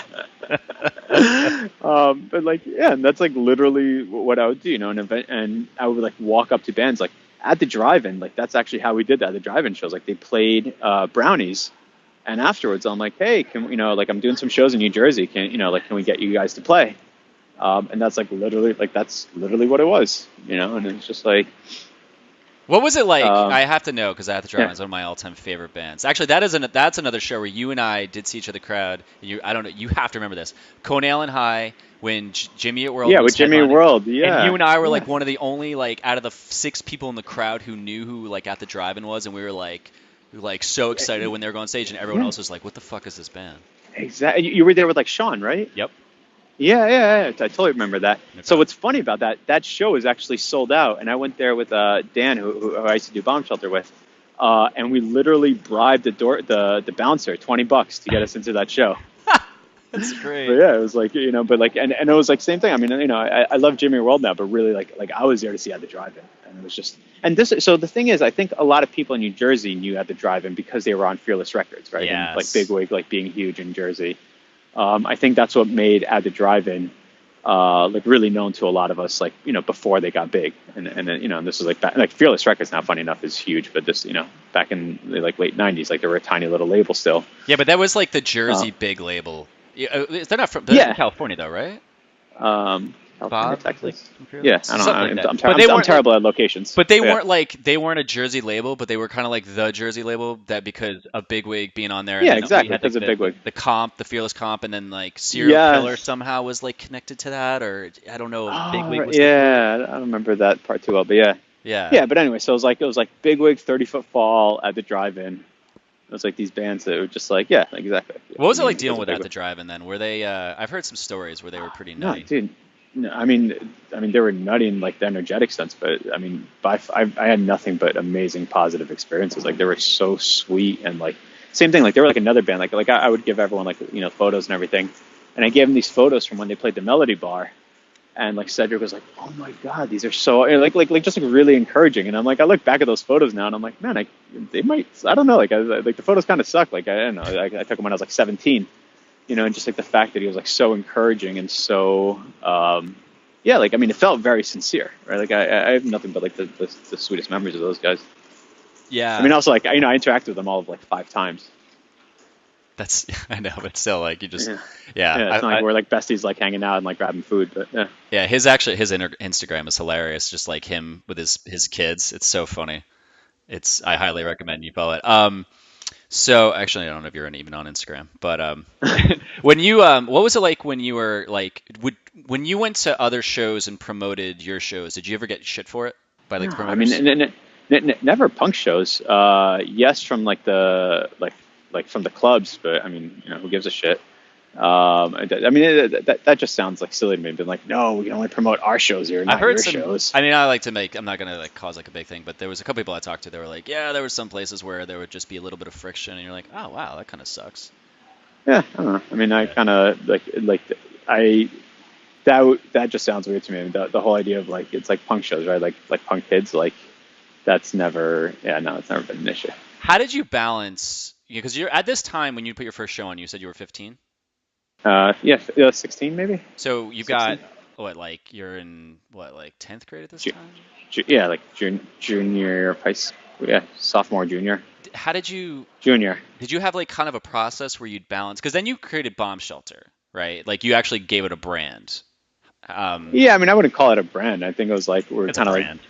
I mean, all you didn't right, realize it's a all right, brand. all right, corporate marketing guy. No, man, just because it's a brand doesn't mean it's corporate. You gave it a title. You gave it an umbrella. You're like, we're gonna call Yeah, I it mean, this. it was what it was. It was like we were like doing all these shows, and it was just kind of like, all right, like they're like, yeah, I don't know what was behind that, but yeah, but yeah, we gave it a brand. Well, Go for it. it's like an Anthony. Anthony didn't say, "Hey, it's Anthony Zine." It was like annoyance, or it Yeah, was any of that shit. yeah. Or bands were called Humble Beginnings. It's the brand name. All right, anyway. So, how long were you doing this before you actually came up with just the name Bomb Shelter? Probably like a year, maybe. I Okay, think. like Yeah, what shows yeah. you? Why'd you decide to actually do that? To I think brand it. yeah, yeah. Like I think it's like we started like really taking it. We were, I don't know if like taking it seriously, but just like working hard at it. And just like, yeah, I guess it's just like we started doing like more of these frequently, right? And and there was like a few of us then, right? And it was kind of, and it was never like Bomb Shelter. It was actually like the Bomb Shelter Collective, Yeah, right? And it was, just like a ton of people. It was like me, like Dan, like Pelak. Chris Lesbrance, Dave Flores, like Jamia, Shayna, Pelak, Dan Bennett too, Reza, Pete Johnson, Razor was and involved. then yeah, Reza was involved for a I bit. didn't know And then that.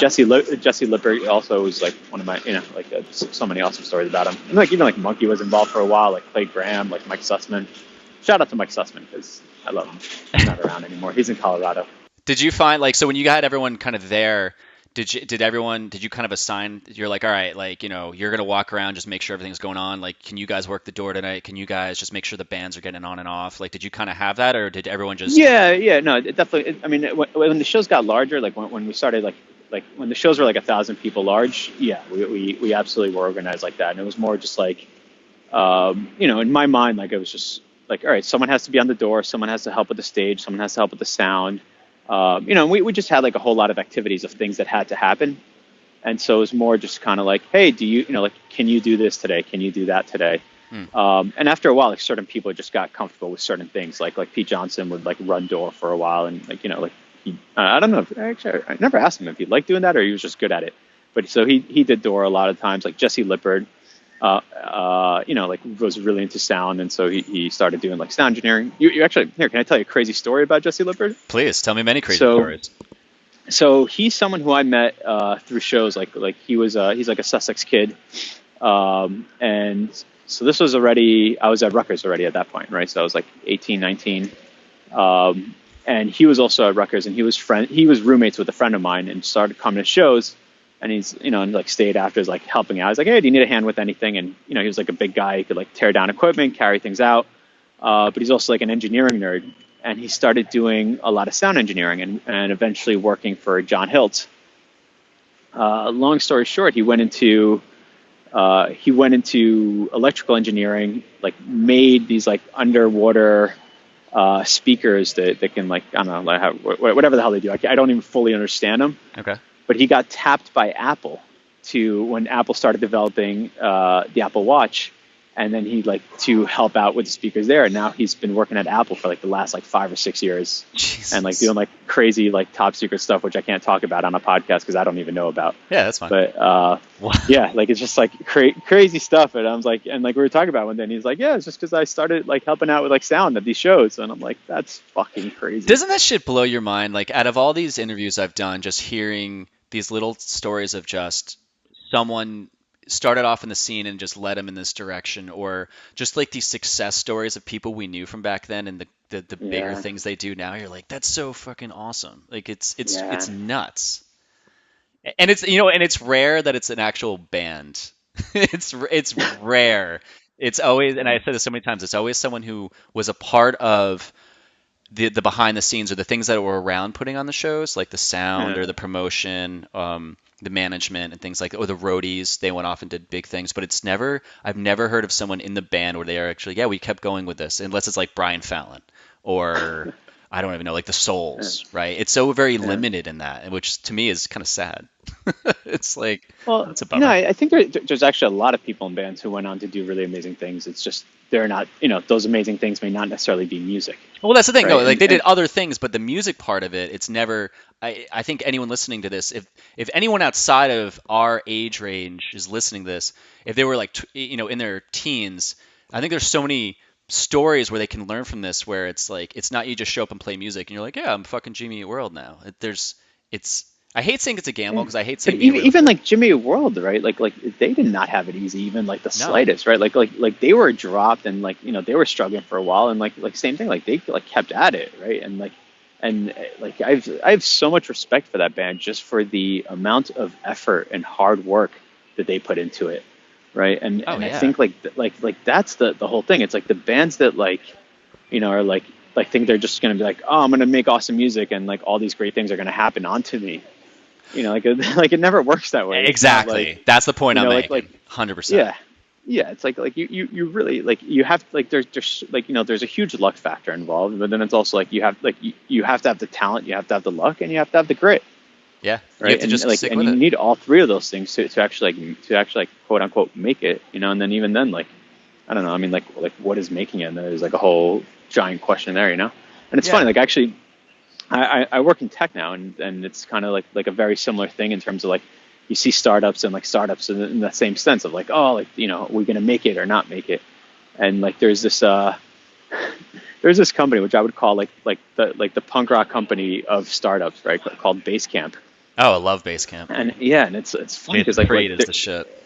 yeah, and like what's amazing about them, they're like, fuck this whole thing of like like trying to be the world's largest company. Just like make a really good company and do really good work, and that's what's important, 100%. right? And I love that beyond a doubt, right? And it's like, and you see like a lot of these bands that are still like doing a great job and like really making awesome music, and like they're not drawing thousands upon thousands of people, but like the people still come see them, like love them and bleed for them. Yeah. Yeah, I think there's a balance. Like, you have to just be really focused on making the thing that you love good. I always think that a Yeah. band is probably about a song away or an album away from going from, wow, that band sucks, to who the fuck is this band, right? Like the Menzingers, I always forget how to say their name. Messengers, yeah. Menzingers. Like, their album before Yeah. the one that broke, like, was kind of a piece of shit to a lot of people, and then did I that really one with liked it. like, yeah, but it was limited because a lot of people heard that and they were like, because a buddy of mine works for a label and Uh, he was like, yeah, dude, that last album sucked. But then like the one with I'm gonna fuck this up, whatever that song is, like when that album came out, people lost their minds. But there's like a hard line from just like it's like if you stick with it and you're good enough, like you might just trip over it and just not and just be like, oh, this one song just led to this bigger thing. But Man. I don't know. Was there like what are some crazy stories from some shows you put on? Because I know you were like you hit me up. You're like, oh, I've been remembering some stuff and like writing things down. Is anything in I don't that remember like? now. Oh, god damn it! Just kind of, man, I don't remember what it was we were talking. I You're was like, oh, actually I've been like it was, thinking about the past. I have all these crazy stories, these like no, things because I to was talk listening to your about. podcast, and there was so many stories that were popping in my head, but it was like I went from like one episode to another, and I'm like, oh crap, I can't even remember this stuff now. Yeah, I don't know. I mean, it was like 20 years ago. You know, like, that's part of the other thing to think about. But Do you ever listen to those episodes and go, I think you kind of said that, but I want to dig into a little bit more. Like we were like, I was there. Like, holy shit, here's how I saw it. yeah, oh yeah, I mean a bunch of that stuff. But yeah, I don't know. Sorry, I'm totally like staggering a little bit. That's fine. Um, yeah, you're gonna have to ask me something more concrete. I hope this is where you have like a high quality editor to like take out this last like 3 minutes of I like boring am people the to death. editor. I do it all, my friend. I'm the one cutting up the flyers No, I and said I hope you doing have a it. high quality Oh, editor. eat a dick.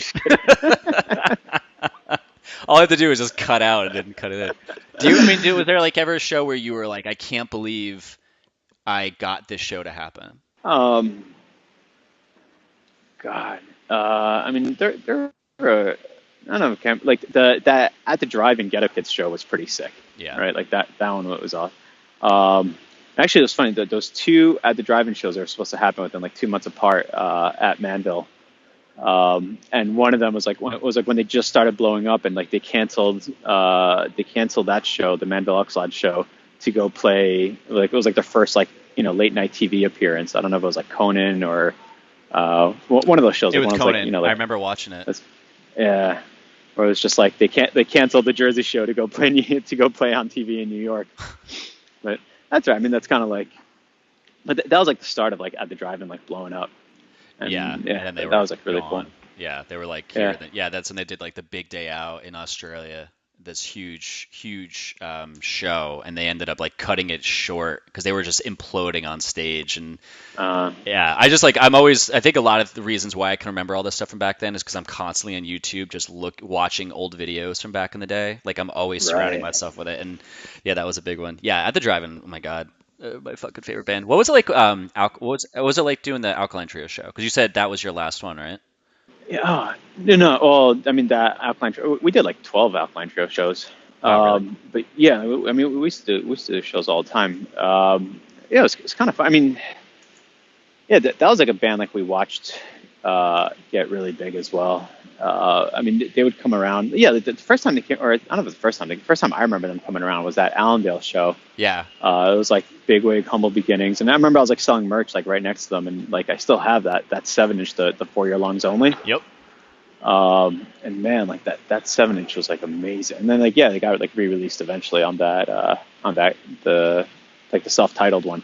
Yeah, my buddy John was at that show because I remember that was the time where Yeah, Dan was in Tuesday and Alkaline Trio, and yeah, yeah, I remember that week where Tuesday and Broadways were touring and they came through Jersey and they were in Jersey for like 5 days straight. yep, Um, yeah, so I really fell in love with Tuesday at that point, and then Alkaline Trio was happening, but it was like not. It happened like a couple months later, something like that. So my buddy John was at that Allendale show, and he goes, "Dude," he's like, "Dan's other band is so fucking good." I'm like, "I don't know, man. Tuesday's great." He's like, "No, trust me, I got this 7-inch. It's fucking good." He yeah, gives it to, like he puts on Cooking Wine, and I was like, "Oh, like." yeah. He should stick with that band. Yeah, no, it's so good. So yeah, oh, dude, I mean, I love that band. But yeah, I don't know. All right, I definitely loved them. I mean, god damn it got me through like my last 2 years of high school. Like I would walk into school every day with headphones like blasting that whole CD. Yeah. Yeah, I mean that was just amazing. Yeah, funny. So we did an Alkaline Trio show. It was like LWL's record release show, and it Okay. was at the PPAC Gladstone VFW. And like that venue holds less than 100 people. but no one showed up. I think like less than 20 people showed up. And Alkaline Trio were supposed to headline, and they didn't want to headline, and they made LWL headline because they were like, yeah, it's their record release show. Why can't they headline? And it Wow. was like, yeah, but Like, yeah, I all mean, right. so Alkaline Trio opened up for LWL, I guess you could say, That's kind of which is just awesome. kind of funny, like looking back.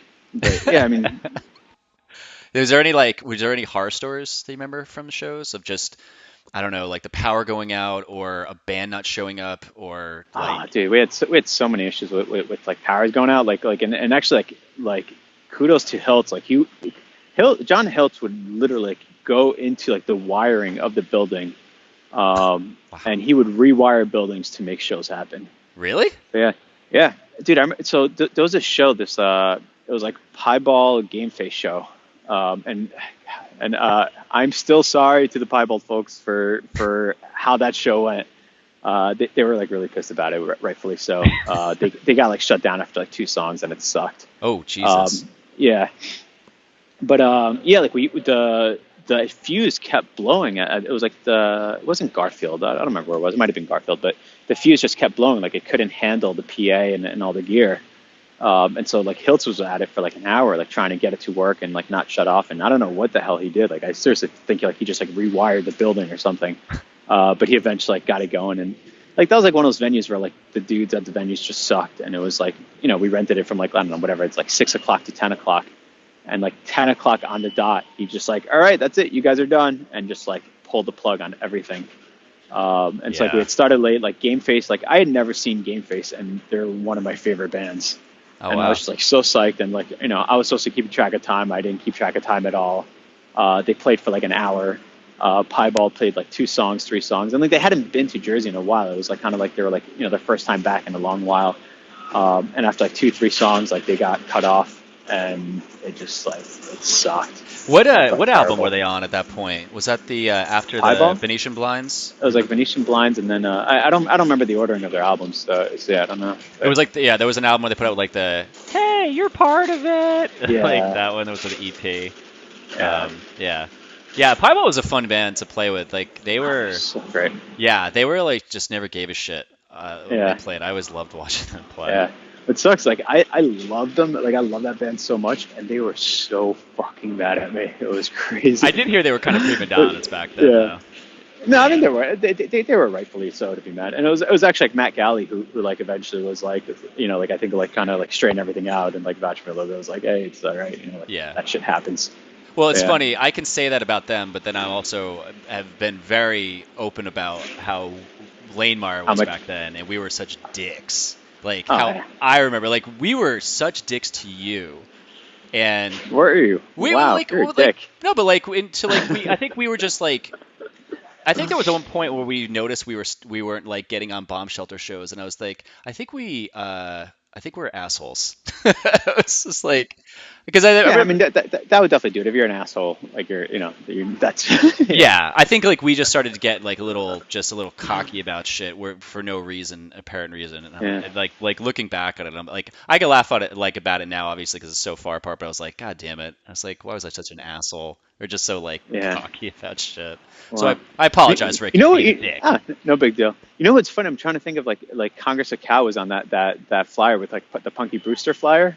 Let me I'm like see. trying to picture it. Yeah, if you like, I don't know if you can find it. It'll be like Yeah, you big can, wig, dude. It fucking something. Joe Like, has all the flyers on the. I know I saw it. I just don't know what to search for it to find it right now. And Do you we're remember gonna what spend like year it 5 minutes was? looking for it.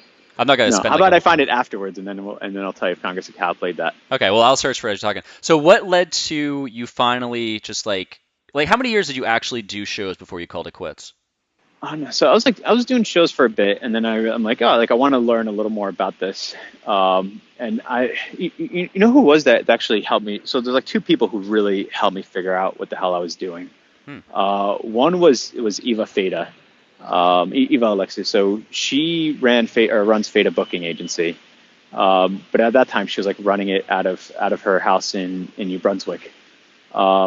And like I'd done a few shows with her, and like I would like chat with her on AOL Instant Messenger, and I'm like, hey, like I want to kind of like figure out what the hell I'm doing and like learn a little more about this and like understand like how things work from your side of the industry a little better.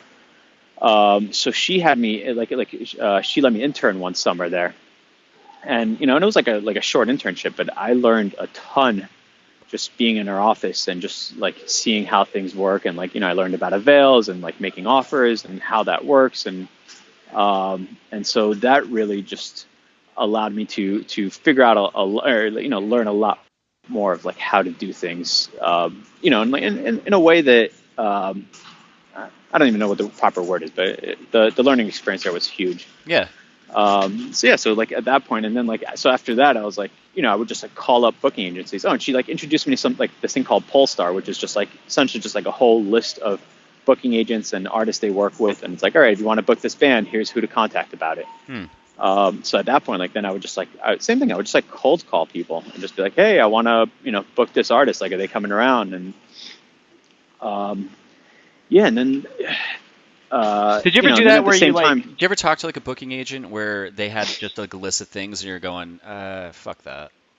what do you mean a list of things like Like, riders? yeah, like right, or like where someone Nah, said, "Hey, for the band to play," like, because it was just like right around the time too where you stopped is where it kind of got a little bit more businessy, kind of got a little bit more where bands were a little bit bigger, like just kind of asking for a little bit more.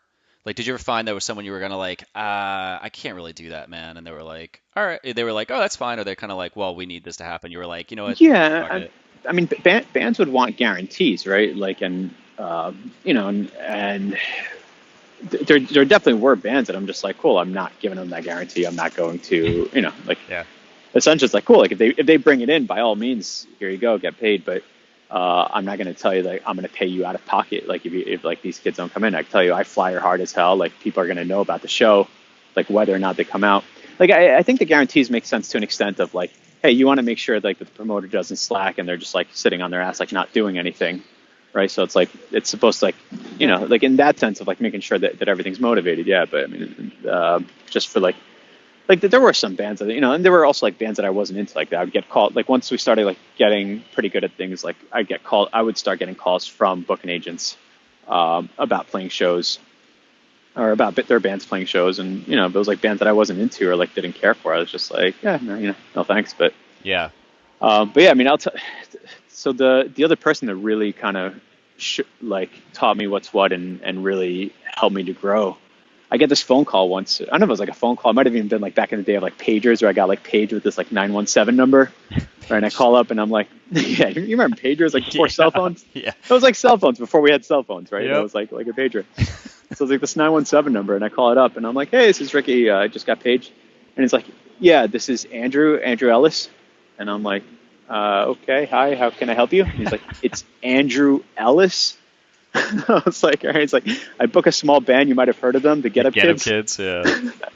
Yep. Right? And I was like, "Oh, hey, Mr. Ellis." No, I'm just kidding. I was Hey. like, "Yeah, what's going on?" And but yeah, it was actually Eva had given him my number, right? And it was like, so this was, you mentioned Giuliani before, right? And like, so Giuliani was shutting down a lot of New York City.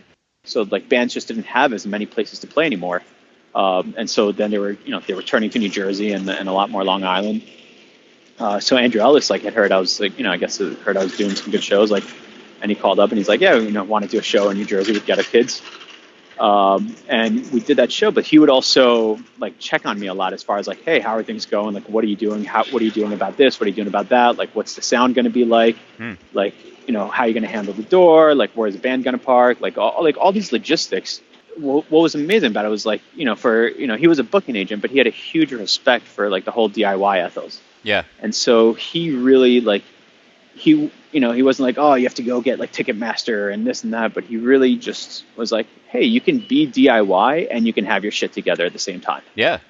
And that's what I learned from him more than anybody else out there, right? And I think like that really, like after working with him, it really just like our shows just kind of like got to like a slightly different level, right? Well, In the that's what I'm sense of saying. like, That's what I said earlier, though, because when I said like, people think of Wayne Firehouse, they think of Ricky, and you did bring it up respectfully, and yeah, there were a lot of people who did shows there, and there were shows that were just kind of like almost like scotch taped together. But I felt that anytime I walked into a Ricky show, it was kind of like as a band. Or even as someone just walking into it to watch bands, it was just like you just felt like it was solid.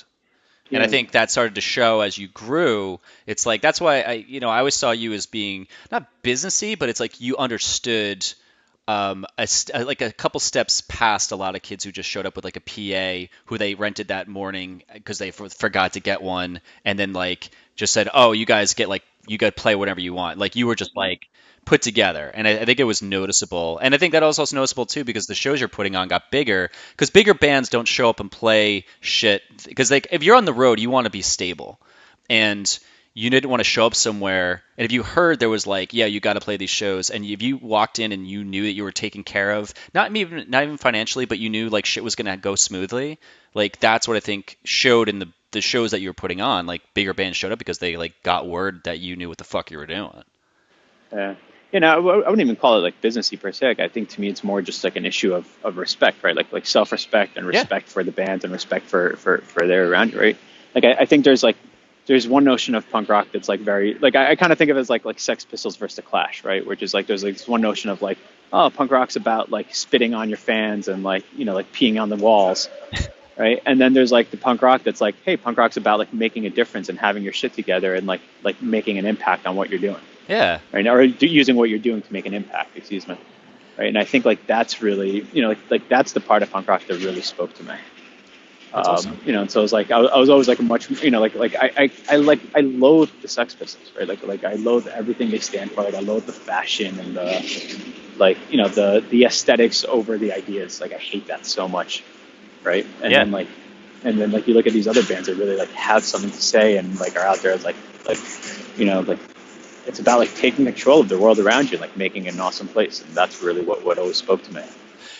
So when you like stopped, do you felt like because I think like you stopped, not like planning it, but like at the top, like where like I think the last show you did was a big show, and you were like, all right, I'm done.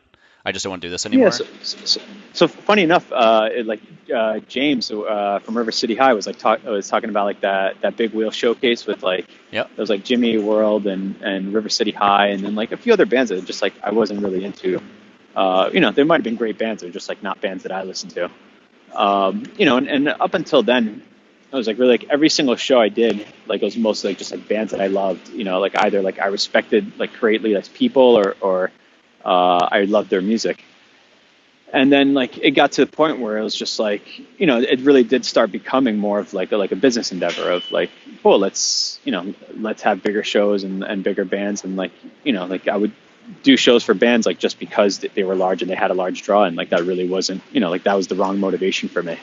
And it was this, I know you talked about Matt Redleader quite a bit, but it was like, he was a highly influential person for me personally. And one of the things that we would talk about a lot, like I would talk to him on the phone very often back then, right? And it was always like this feeling of like, hey, if it doesn't feel right, like don't do it, Yeah. right? And it was like the same thing for like, for bands, for anything, right? It's like I have so much respect for those bands, like and like people in bands that like, like the band's blowing up and they're just like, hey, you know what? Like this isn't what I want to be doing.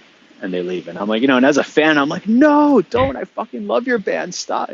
Yeah. But like, as like from like a human perspective, I'm like, man, I have so much respect for that. Right? Oh, totally, and that's, dude. yeah. And that's really like, that's what it was for me. It's like at that point, it's just like, it no longer felt right. Like I was no longer, it got to the point where it was like about doing really giant, awesome shows. And it wasn't about like the bands that they were playing in. And like, so that Jimmy World show really like kind of like realizing that it's like, cool, like there's, a band and a half on this bill that I really care about right now. And so like that was kind of like at that day I just called it quits. It's amazing. I love Yeah. that. I love that aspect too. Like I love that when it's not like seeing like you're on the top of the mountain. You don't see it like that too when you're in it. You just go, you know what? I just got to follow my own values, Yeah. and that's where it just connect with. And you're like, all right, I'm just done. And yeah, and like the whole thing, like keep in mind, like I never actually like set out to like be like a giant show promoter, right? Like, and this was like never like my career choice or anything. It was something I did because I loved it and it like meant something to me, Yeah. right? And like and the shows meant something to me, and then they still do, right? Actually, I shouldn't talk about them in past tense, but really, it's like the shows mean a lot to me, and that's what it was always about, right? So it was no, and like yeah, like I had my shit together, and now and I was like I made a point for them to like run well. But it was always like very much like you know, it was something that came from like deep inside my heart. And then like towards the end, it kind of like I started losing connection with that, and that's pretty much like that was the end of that. Did you ever at one point did a thought creep in where you're kind of because you're getting close to 18 where the world's telling you you need to figure out your life, and it's And I think I was like 20 at that time, I oh think. okay. Yeah, I mean, I started when I was a junior in high school. I took a year off from like between high school and like I didn't go to school. I took a year off from college to do this, and then like I was doing it like well into like my freshman year, and like I think it was the start of my sophomore year of college that I called it quits. But were you like at that point? Because that's what I was really trying to get to is like towards that age, like I said, everyone who's older, like you got to figure your shit out, which I think Yeah. is fucking bullshit and stupid that people think that. But did you kind of for a second go, man, I might be able to do this for like a career, and then you kind of talk yourself out of it? Because obviously you didn't do it as a career, but did it kind of creep in for a little bit? You're going, I might be able to just do this in my 20s and maybe 30s. Yeah, I mean, I thought about it for a minute, but really like I mean, it was like literally about a minute, right? In the sense of like that wasn't that wasn't the part of I don't know how to say this correctly. That wasn't what I wanted to be doing, right? Like that Hmm. aspect of it. Like funny enough, like I'm still in like now I'm working at a music tech startup, right? Where like we help like independent artists like get their videos up on the internet and be able to help make a living off of that, Really? right? So yeah, yeah. Shit. It's a company called Vidya. It's a pretty sick company, like VYDIA. Okay. But yeah, I mean, so I'm still very much involved in that aspect, and I've been like in and out of the music industry for a bit.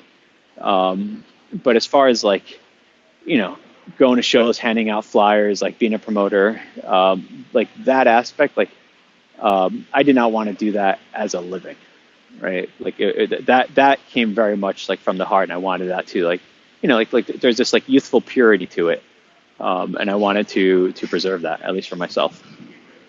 That's awesome. Did you ever like pass along the knowledge of shows to anybody else after you were done? Like how like Andrew did it to Yeah, you and stuff? yeah, definitely. And I mean, fuck, I should also shout out Benny Horowitz. Like, actually, like long before Andrew Ellis and Eva Lexu, like Benny Horowitz really was like the one who like. So yeah, wow, I'm so sorry. I'm such a dick that you're like, oh, like how'd you like figure this out? Like, there was a ton of people who like would help you figure it out, right? Like, that's the thing where I forget. Like, he's the one who like introduced me to Manville Elks Lodge, like helped me do shows there. Like help me figure out like, hey, here's how to like do the door thing so that like, how to make it work so that like it's not annoying to the people coming in, but also like you're able to like, keep track of it all. Yeah. And then like, and Chris Ross like taught Benny taught me. Yeah, I mean, there was like other kids like Ezra was doing some shows and like, like try like help him out where he could. And it's really just like, if anyone asked or was interested, yeah, by all means. But I think also like, it's funny when people joke about like millennials and all that. And I always say like, like I'm right at that cusp of like I was in the last few years of like pre-internet, post-internet, right? And like as our show started getting bigger, like the other thing also was like, hey, the internet thing was becoming a real legitimate place to get information. And so I think it's just like it wasn't so much of like you had to go out and scour for information as it was like that information is just like there, like at your fingertips. Yeah. So I think that also was like a big thing that changed as well. Whereas like when I started doing shows, like I really had to like go and ask people, and like I was like asking Benny, I'm like, hey, like what do I do? How do I do this thing? How do I do that thing? And then like I think like 4 years later, it's like, oh, here's a whole bunch of stuff online, and like Book Your Own Fucking Life stopped coming out, like stopped getting published, and like yeah. Did you ever Yeah, because I was think that's where I was kind of thinking about earlier when you're talking about doing flyers and getting their logos and stuff. Because nowadays, even for this podcast, right? Like every week I do this, I have to go online and I'll like type in, like the bigger bands, like I could put in Slapstick or Less Than Jake or like Mike Park, and it's just flooded with Google Images. But I'll go on and put Yeah. on like the Jerk Offs or Boxcar or shit like that, and it's like I have to search for this I am shit. sitting here thinking of you Googling the jerk offs and like what results you're I getting. know. I do use like incognito, so someone wasn't just like Google searching. They're just like, "What the fuck are you looking up?" But I mean, it's like that stuff. Even Uh, now, that stuff is like very limited to find that shit. I can imagine yeah. back then. So it's so interesting to me. I mean, Like, it was a time before the internet, right? Like but you that's the just thing. you did things very differently, right? But like it's it's like funny to think about. It's like we talked about like trying to like meet up with friends like before cell phones. Like, what do you do when you get there? Like, if you can't text them, like, how do you know like where to meet somebody? Yeah. Like, how do you tell them you're here, right? And we're just like, hey, you would like designate a spot and you would just like look for them until you found them, Well, that's why I think that's like right? So that's why it's so interesting to hear that stuff. Even though in the beginning you're like, I don't really know who wants to hear this stuff. It's that stuff's fascinating on a level where this is pre-Google era where Google was Google, and it's how did yeah, we get shit done, and how do we do this in like a punk rock sense, and like why did we do this, and what did it yeah, create, and that stuff to me is kind of the bigger picture. But even just coming down to you going, yeah, you have to scan the logo from the boxcar 7-inch and you got to scale it up and you got to go here because they wouldn't charge you 10 cents to do it. And then you got to cut it out and paste it. Like, I think that's so fascinating. But, yeah, all right. So a couple more questions and I'm going to let you go yeah. back to your life. But has anyone ever approached you after, like, between then and now and said, dude, this happened at one of your shows, like I met my wife there, or some personal thing happened, but they're like, I was at the show and this thing happened here, and now, it led to this. It's kind of obscure, but I think you Yeah, I kind of get mean, what I'm saying. not as specific as you're saying, but like I'll run into people like quite often, like when we both realize like we have like these like punky backgrounds, um, and like once like they put it together, that I was like doing the shows at the Firehouse and like elsewhere, they're like, holy shit, and like they start like talking about them and all that, and like but like I think it's like in the same way, it's like that's like the show is what's significant, right? Like the music and like Oh yeah. the environment and being there with other people who are there for that as well. Oh And so I yeah. think it's just like having that environment. And so like I do like find that like a lot of people who you like grew up in like the North Jersey area, like bump into you for that. But it's kind of like how you met your buddy at that show, and you remember the backyard show with Yeah, Humble and who I forget. yeah, Ryan, yeah, Yeah, and you're Humble like, and All Rebellion, yeah, yeah, you're like, there's this dude, spiky hair, ball, the was the metal ball necklace that was the yeah, traditional yeah, thing back then. exactly. You're like, yeah, we were in this backyard show and we were there for this. Then you, me, just became buddies, and to this day we're still friends. Like those little things like that. I think there's a lot of stories. It's like there has to be so many of the stories, even though they haven't been presented to you from those shows, because that's what people were getting there. They were Yeah, there to see the band, and they could either say like, "Oh my God, I saw Jimmy Eat World before they became Jimmy Eat World," or "At the Drive before they broke up," or "I met my friend there," or there's all this cool stuff. I think these cool stories that came out of there. But it's kind of cool where sometimes it's actually presented to you in real life, where someone says that you're like, "Fuck, I never thought." That's crazy to hear that. yeah, yeah, So if anyone has those stories, email me or message the Facebook group. I want to do an episode maybe on that, like and just really random cool stuff. shit. Yeah. That would actually be really like just like an episode of just like clips of like a lot of people just telling cool stories from their shows. Oh, totally. I would totally be down for that. Just make them like little Yeah, short snippets. yeah, All right, brother. Well, I'm gonna end this. I think because we've covered it all. I'm trying to think if I missed anything. Hmm. I don't think so. I thought it was cool that Pelak and Dave kind of took the reins of Bomb Shelter yeah. afterwards and Be tried to like keep it Dave, going. Pete Johnson, yeah. Did Yeah, I you? mean, but Bomb Shelter was always like that's the thing. Like I think like I'm the one who got a lot of the was most named with it, but really, I mean, it was a collective, and there was like 10, 15 people involved. Yeah, Yeah, yeah, I know. But I think I don't know. There's a reason for that, and I don't know what it is, but I think you did you got to give yourself some credit, even though you won't, because people don't like to do that. But you did a very good job. So, thank you. what before we go? What do you want to plug? What do I want to plug, dude? I'm gonna plug those kids who are still doing it right now, who I don't even know who the hell they are. I love So it. I can't plug their names because I don't know their names, but they're out there and they're the ones getting plugged right now. That's great. And I always say this, I always end this way, even though I think you probably said it, and I always say it like that. But before we go, what scene ethics do you still hold on to this day?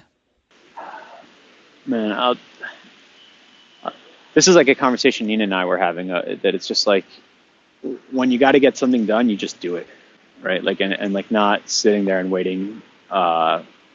It's not anything that gets handed to you. It's just like she wanted to go on tour. She just like went out, booked her tour, and like made it happen.